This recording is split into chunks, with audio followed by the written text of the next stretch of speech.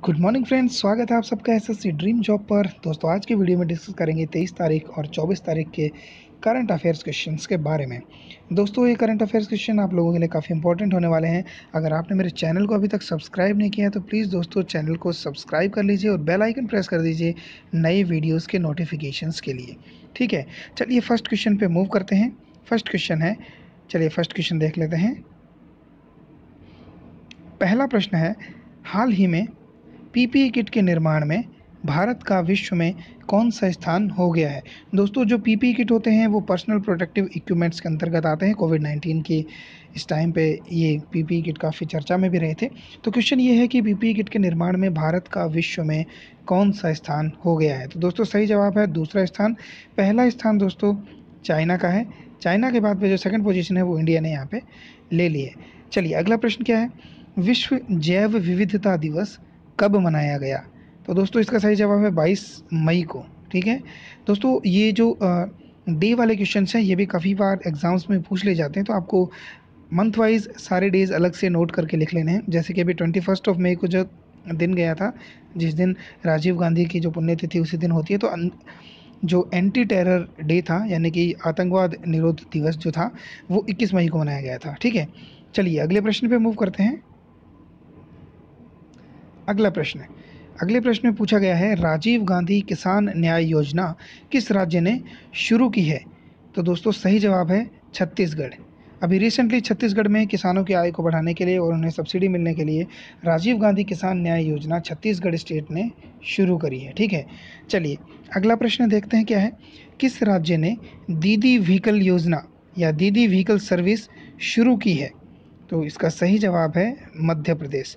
दोस्तों मध्य प्रदेश ने रिसेंटली काफ़ी स्कीम्स, जब से वहाँ पे शिवराज सिंह चौहान मुख्यमंत्री बने हैं, उन्होंने काफ़ी तरह की योजनाएं स्टार्ट की। उसी के अंतर्गत एक नई योजना दीदी व्हीकल योजना शुरू करी गई है, जिसके अंतर्गत जो भी प्रेग्नेंट लेडीज़ होंगी उनको उनके घर से लेकर के और हॉस्पिटल तक को जो पहुंचाने का जो काम है वो गवर्नमेंट की तरफ से एक एम्बुलेंस वैन उनको प्रोवाइड की जाएगी, जिसका कोई भी चार्ज उनसे नहीं लिया जाएगा। तो सही जवाब मध्य प्रदेश हो जाएगा। दोस्तों मध्य प्रदेश के जो मुख्यमंत्री हैं वो श्री शिवराज चौहान हैं और मध्य प्रदेश के जो गवर्नर हैं वो लालजी टंडन हैं। ठीक है, चलिए अगले प्रश्न पे मूव करते हैं। अगला प्रश्न है क्वेश्चन नंबर 5, इग्नू और एमएचआरडी के द्वारा कौन सा अभियान पोर्टल शुरू किया गया है। इग्नू आप जानते हैं Indira Gandhi national open university होती है और एमएचआरडी मानव संसाधन विकास मंत्रालय है। ठीक है, ministry of human resource development. तो यहाँ पे एक पोर्टल लॉन्च किया गया है जिसका नाम है भारत पढ़े ऑनलाइन। ठीक है, भारत पढ़े ऑनलाइन के नाम से एक पोर्टल लॉन्च किया गया है, तो ध्यान रखेंगे इस क्वेश्चन को। चलिए अगले प्रश्न पे मूव करते हैं। वुहान डायरी किताब किसके द्वारा लिखी गई है। तो वुहान डायरी जो है वो फांग फांग नामक एक राइटर हैं चाइनीज़, उनके द्वारा ये बुक लिखी गई है। इस बुक में वुहान में जब कोविड-19 स्टार्ट हुआ, कोरोना का जो स्टार्टिंग का फेज़ वहाँ पे शुरू हुआ, तो किस तरीके से स्थितियाँ बदली, क्या वहाँ पे माहौल रहा, किस तरह से उससे लड़ने के लिए गवर्नमेंट ने कदम उठाए, ये सब चीज़ें आपको देखने को मिल जाएंगी, पढ़ने को मिल जाएंगी वुहान डायरी में। तो सही जवाब है इसका फांग फांग। ठीक है, चलिए अगले प्रश्न पे मूव करेंगे। प्रश्न है क्वेश्चन नंबर 7, आरबीआई ने रेपो रेट कितनी कर दी है। अभी रिसेंटली जो हमारे गवर्नर हैं आरबीआई मिस्टर शशिकांत, उन्होंने रिवर्स रेपो रेट को 0.4 डिजिट कम करते हुए 4.4% यहाँ पर उसको कर दिया है। ठीक है, तो यहाँ पे इसका फ़ायदा ये होगा कि जितने भी ईएमआई और लोन होंगे उनके इंटरेस्ट यहाँ पे कम होंगे, लोन की ईएमआईज लोगों के लिए कम होंगी। तो 4.4% यहाँ पे रिसेंटली जो रेपो रेट है इंडिया की हो गई आरबीआई के द्वारा। ठीक है, चलिए अगला प्रश्न देखते हैं। यूनाइटेड नेशंस के द्वारा किस भारतीय एनजीओ को विश्व के श्रेष्ठ 10 इनिशिएटिव में शामिल किया गया है। मतलब कौन सा ऐसा एनजीओ है इंडिया का जिसके द्वारा कोई इनिशिएटिव स्टार्ट किया गया था, उस इनिशिएटिव को यूनाइटेड नेशंस ने अप्रिशिएट किया है और उसको top 10 initiative of this year में शामिल किया है। तो दोस्तों उस एनजीओ का नाम है यू ऑल। ठीक है, यू ऑल नाम की एक एनजीओ है जिन्होंने अभी रिसेंटली एक इनिशिएटिव चलाया है KHUDOL खुडोल। ठीक है, खुडोल नाम से उन्होंने एक नया इनिशिएटिव चलाया है।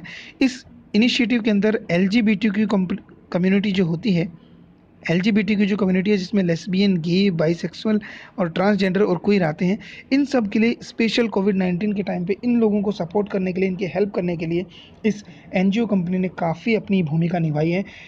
इसके जो वॉलंटियर्स हैं उन सब ने मिलके इन सब लोगों को खाने का सामान, हाइजीन का सामान, साबुन और मास्क और अदर डिवाइसेस जो यूज़ होती हैं, ये सब यहाँ पे इन लोगों ने इनको प्रोवाइड की हैं। और इसके साथ ही इसमें एड्स से जितने पीड़ित लोग हैं उनकी भी हेल्प यहाँ पे करी गई है। दोस्तों, ये जो यू ऑल एनजीओ है, ये मणिपुर स्टेट में है, ठीक है। तो मणिपुर स्टेट में ये बनी हुई जो एनजीओ है, इसको यहाँ पे श्रेष्ठ 10 इनिशिएटिव्स में से इनके इनिशिएटिव को शामिल किया गया है, ठीक है। चलिए अगले प्रश्न पे मूव करेंगे।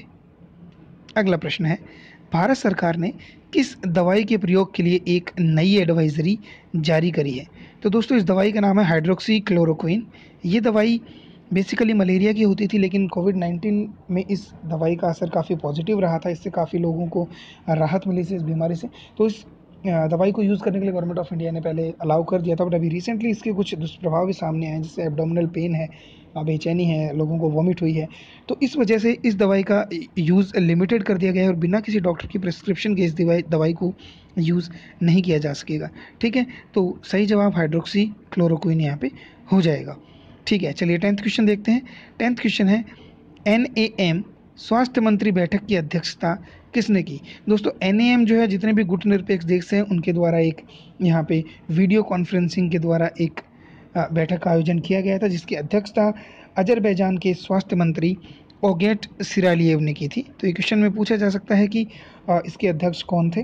और इसके साथ ही इंडिया की तरफ से अगर इसको क्वेश्चन को बनाए जाएँ तो भारत की तरफ से प्रतिनिधित्व किया था भारत के जो यूनियन हेल्थ मिनिस्टर हैं डॉक्टर हर्षवर्धन सिंह, तो उन्होंने यहाँ पे भारत की तरफ से प्रतिनिधित्व किया था। तो दोस्तों, ये थे 23 तारीख और 24 तारीख के टॉप 10 करंट अफेयर्स के क्वेश्चंस। दोस्तों, अगर आपको मेरा वीडियो पसंद आ रहा है तो प्लीज़ वीडियो को लाइक कीजिए, आप अपने दोस्तों के साथ शेयर कीजिए ताकि उनकी नॉलेज भी बढ़े। और अगर आपके कोई सजेशंस हैं या कोई क्वेरी है तो प्लीज़ आप मुझे कमेंट बॉक्स में अपने वैल्यूबल कमेंट कर सकते हैं।